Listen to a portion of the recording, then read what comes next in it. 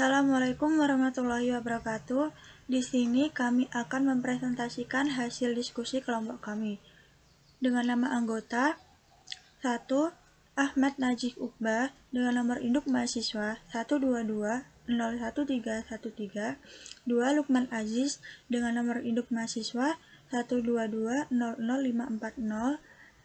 3. Saya sendiri, Salsanur Aziza dengan nomor induk mahasiswa 122-01051. Untuk latar belakang, statistika adalah ilmu yang mempelajari bagaimana merencanakan, mengumpulkan, menganalisis, dan mempresentasikan data. Singkatnya, statistika adalah ilmu yang berkaitan dengan data. Statistika dibagi menjadi dua, yaitu statistika deskriptif dan statistika inferensial. Statistika deskriptif berkenaan dengan deskripsi data, misalnya dari menghitung rata-rata dan varian dari data mentah. Mendeskripsikan menggunakan tabel-tabel atau grafik sehingga data mentah lebih mudah dibaca dan lebih bermakna. Untuk saat ini kami akan membahas tentang ilmu statistika deskriptif. Menurut Sujana, statistika deskriptif adalah fase statistika di mana hanya berusaha melukiskan atau menganalisa kelompok yang diberikan tanpa membuat atau menarik kesimpulan tentang populasi atau kelompok yang lebih besar dinamakan statistika deskriptif. Dalam materi statistika deskriptif terdapat regresi dan korelasi. Regresi dan korelasi digunakan untuk mempelajari pola dan mengukur hubungan statistik antara dua atau lebih variabel. Rumusan masalah dan tujuan penulisan makalah ini, untuk rumusan masalahnya, 1. Apa pengertian regresi dan korelasi? 2. Apa kegunaan regresi dan korelasi? 3. Apa macam-macam regresi dan korelasi? Untuk tujuan penulisan, 1. Untuk memenuhi persyaratan dalam memperoleh nilai UAS statistika deskriptif semester 3. 2. Untuk mengetahui pengertian dan perhitungan regresi dan korelasi. 3. Untuk mengetahui cara perhitungan ukuran gejala pusat data yang belum dikelompokkan. 4. Membuat para mahasiswa lebih mengetahui dan memahami materi ini melalui analisa data, penarikan kesimpulan, dan pembuat keputusan. Kajian teori untuk pengertian regresi. Hukum regresi semesta, Law of Universal Regression dari Galton diperkuat oleh temannya Carl Pearson yang mengumpulkan lebih dari 1000 catatan tinggi anggota kelompok keluarga. Ia menemukan bahwa rata-rata tinggi anak laki-laki kelompok ayah yang pendek lebih besar daripada tinggi ayah mereka. Jadi mundurnya regressing anak laki-laki yang tingginya maupun yang pendek serupa ke arah rata-rata tinggi semua laki-laki. Dengan kata lain, Galton, ini adalah kemunduran ke arah sedang. Secara umum, analisis regresi pada dasarnya adalah studi mengenai ketergantungan satu variabel dependen terikat dengan satu atau lebih variabel independen, variabel penjelas atau bebas, dengan tujuan untuk mengestimasi dan atau memprediksi rata-rata populasi atau nilai rata-rata variabel dependen berdasarkan nilai variabel independen yang diketahui. Untuk pengertian korelasi, korelasi merupakan teknik analisis yang termasuk dalam salah satu teknik pengukuran asosiasi atau hubungan measure of association. Pengukuran asosiasi merupakan istilah umum yang mengacu pada sekelompok teknik dalam statistik bivariat yang digunakan untuk mengukur kekuatan hubungan antara dua variabel. Analisis korelasi sederhana bivariate correlation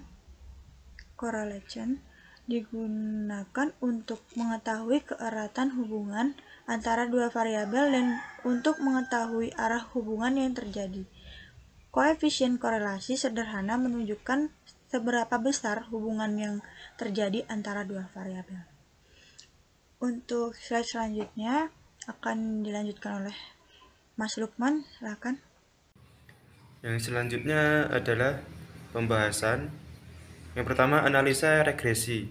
Jika dalam analisa korelasi peneliti hanya tertarik pada derajat asosiasi atau kecenderungan umum dua buah peubah atau lebih, maka dalam analisis regresi, peneliti ingin memperoleh hubungan fungsional antara dua peubah yang dinyatakan dalam bentuk Y, A, Bx sama dengan plus, yang merupakan penduga dari fungsi yang ada pada populasi yang biasa dinotasikan dengan 0, 1, atau ZX, YX, A,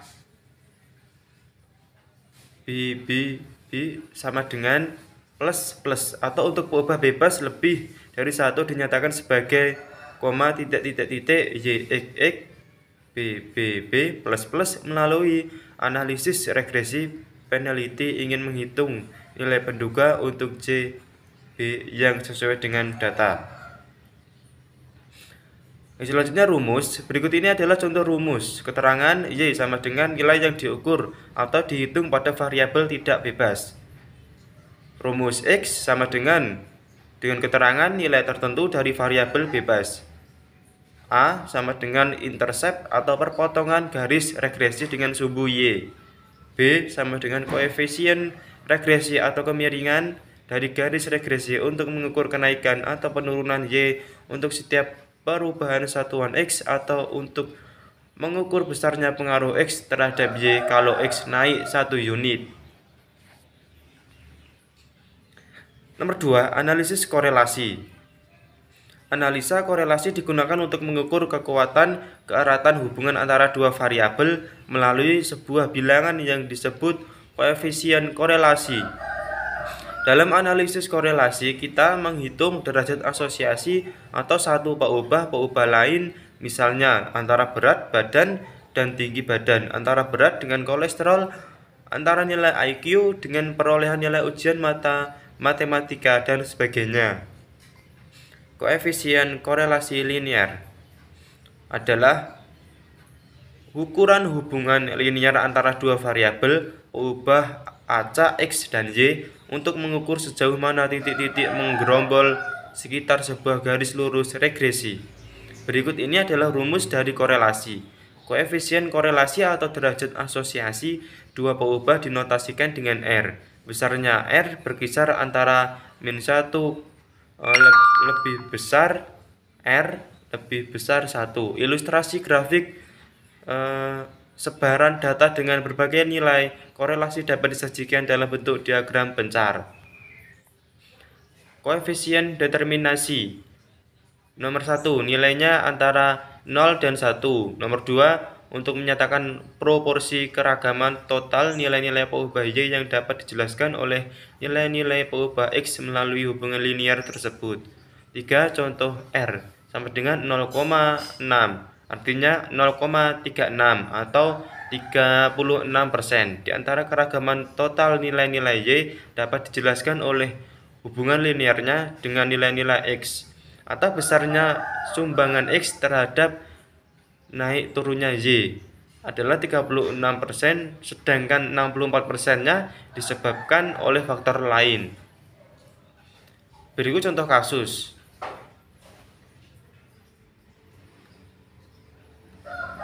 Dalam contoh kasus tersebut terdapat rumus regresi, yaitu Y sama dengan A plus BX. Keterangan Y-nya adalah variabel tidak bebas, kuantitas, atau dalam luasnya artinya kuantitas. Yang X sama dengan variabel bebas, harga.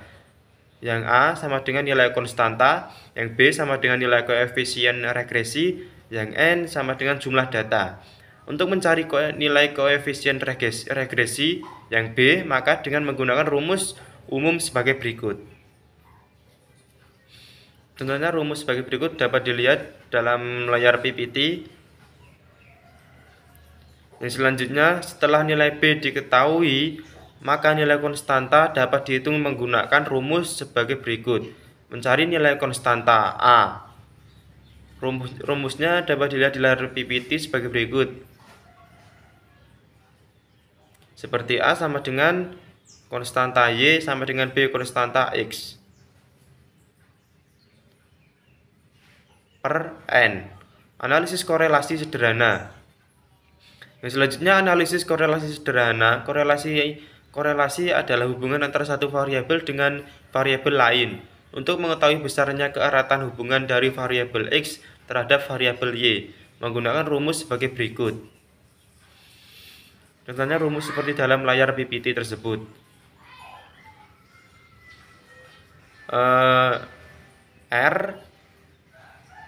Rumus R sama dengan nilai koefisien korelasi yang P sama dengan bahasa Latin. P-nya dibaca rho.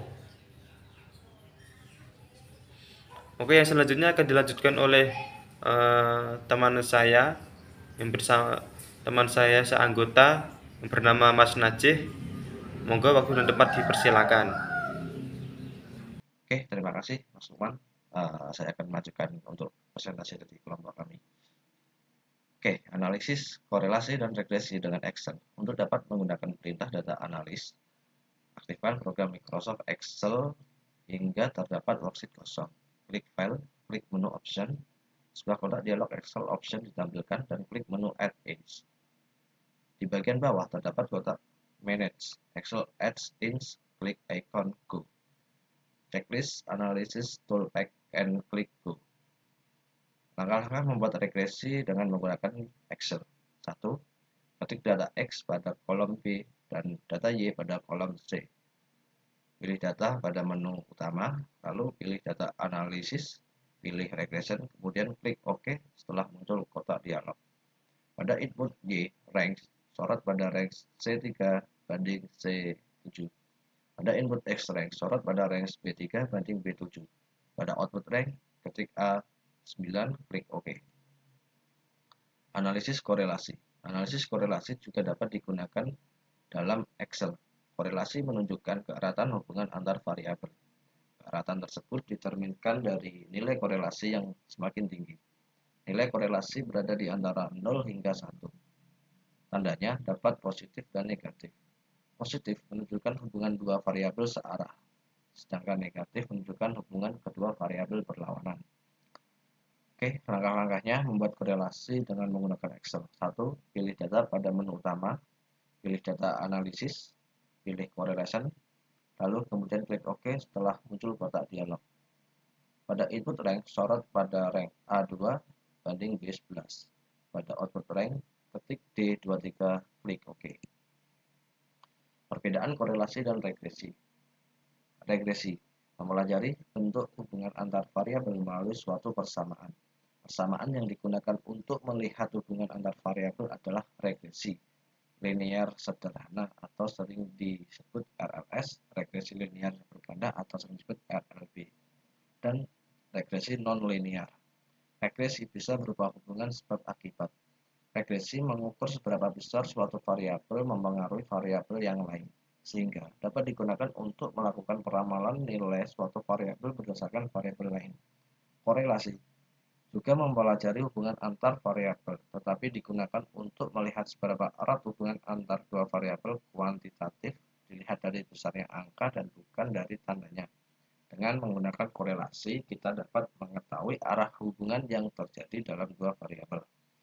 Jika korelasi bertanda positif, artinya berbanding lurus, dan jika bertanda negatif, maka berbanding terbalik. Korelasi tidak bisa menyatakan hubungan sebab akibat, meskipun angka korelasinya tinggi. Misal, ada dua pernyataan sebagai berikut. 1. Tanaman mati kekeringan di musim kemarau. 2. Pupuk kompos diberikan saat musim kemarau. Kesimpulan. Jadi jelas, analisis korelasi ini memungkinkan kita untuk mengetahui sesuatu di luar hasil penyelidikan. Salah satu cara untuk melakukan peramalan adalah dengan menggunakan garis regresi untuk menghitung parameter yang akan dijadikan dalam penentuan hubungan antar dua variabel.